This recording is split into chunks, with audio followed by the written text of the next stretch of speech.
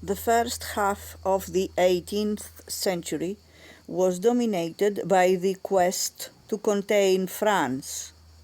The second was shaped by Prussia's effort to find a place for itself among the major powers. Where Louis had fought wars to translate power into hegemony, Prussia's Frederick II went to war to transmute latent weakness into great power status. Situated on the harsh North German plain and extending from the Vistula across Germany, Prussia cultivated discipline and public service to substitute for the larger population and greater resources of better endowed countries. Split into two non-contiguous pieces, it jutted precariously into the Austrian, Swedish, Russian and Polish spheres of influence. It was relatively sparsely populated. Its strength was the discipline with which it marshaled its limited resources. Its greatest assets were civic mindedness, an efficient bureaucracy, and a well-trained army. When Frederick II ascended the throne in 1740, he seemed an unlikely contender for the greatness history has vouchsafed him. Finding the dour discipline of the position of Crown Prince oppressive, he had attempted to flee to England, accompanied by a friend, Hans Hermann von Katte. They were apprehended. The king ordered von Katte decapitated in front of Frederick, whom he submitted to a court-martial headed by himself.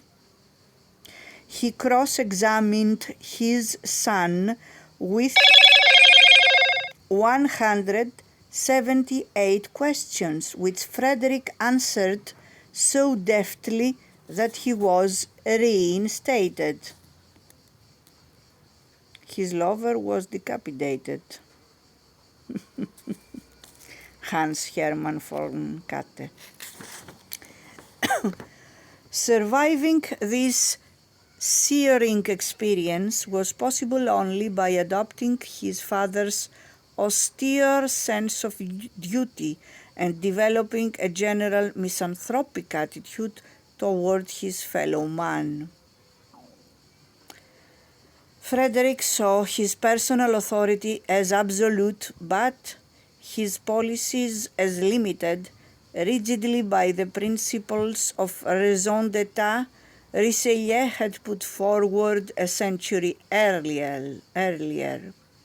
Rulers are the slaves of their resources, his credo held. The interest of the state is their law, and this law may not be infringed.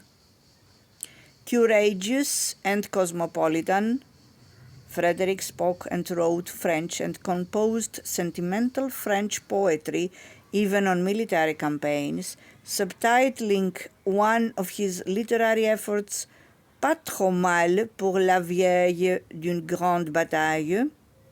He embodied the new era of enlightenment, governance by benevolent despotism, which was legitimized by its effectiveness, not ideology. Frederick concluded that great power status required territorial contiguity for Prussia, hence expansion. There was no need for any other political or moral justification. The superiority of our troops, the promptitude with which we can set them in motion, in a word, the clear advantage we have over our neighbors, was all the justification Frederick required to seize the wealthy and traditionally Austrian province of Silesia in 1740. 1840. Treating the issue as a geopolitical, not a legal or moral one, Frederick aligned himself with France, which saw in Prussia a counter to Austria, and retained Silesia in the peace settlement of 1742, nearly doubling Prussia's territory and population. In the process, Frederick brought war back to the European system, which had been at peace since 1713, when the Treaty of Utrecht had put an end to the ambitions of Louis XIV. The challenge to the established balance of power caused the Westphalian system to begin to function. The price for being admitted as a new member to the European order turned out to be 7 years of near-disastrous battle. Now the alliances were reversed, as Frederick's previous allies sought to quash his operations and their rivals tried to harness Prussia's disciplined fighting force for their own aims. Russia, remote and mysterious, for the first time entered a contest over the European balance of power. At the edge of defeat, with Russian armies at the gates of Berlin, Frederick was saved by the sudden death of Tsarina Elizabeth. The new Tsar, a long-time admirer of Frederick, withdrew from the war. Hitler besieged in encircled Berlin in April 1945, waited for an event comparable to the so-called miracle of the House of Brandenburg, and was told by Joseph Goebbels that it had happened when President Franklin Delano Roosevelt died. The Holy Roman Empire had become a facade. No rival European claimant to universal authority had arisen. Almost all rulers asserted that they ruled by divine right, a claim not challenged by any major power, but they accepted that God had similarly endowed many other monarchs. Wars were therefore fought for limited territorial objectives, not to overthrow existing governments and institutions, nor to impose a new system of relations between states. Tradition prevented rulers from conscripting their subjects and severely constrained their ability to raise taxes. The impact of wars on civilian populations was in no way comparable to the horrors of the 30 Years' War or what technology and ideology would produce 2 centuries later. In the 18th century, the balance of power operated as a theater in which lives and values were put on display amid splendor, polish, gallantry, and shows of utter self-assurance. The exercise of that power was constrained by the recognition that the system would not tolerate hegemonic aspirations. International orders that have been the most stable have had the advantage of uniform perceptions. The statesmen who operated the 18th century European order were aristocrats who interpreted intangibles like honor and duty in the same way and agreed on fundamentals. They represented a single elite society that spoke the same language, French, frequented the same salons, and pursued romantic liaisons in each other's capitals.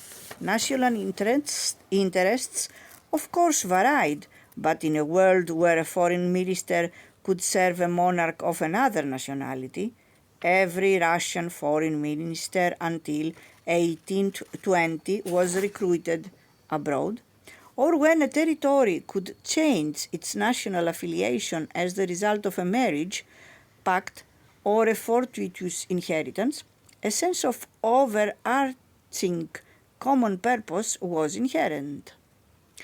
Power calculations in the 18th century took place against this ameliorating background of a shared sense of legitimacy and unspoken rules of international conduct. This consensus was not only a matter of decorum, it reflected the moral convictions of a common European outlook. Europe was never more united or more spontaneous than during what came to be perceived as the Age of Enlightenment. New triumphs in science and philosophy began to displace the fracturing European certainties of tradition and faith.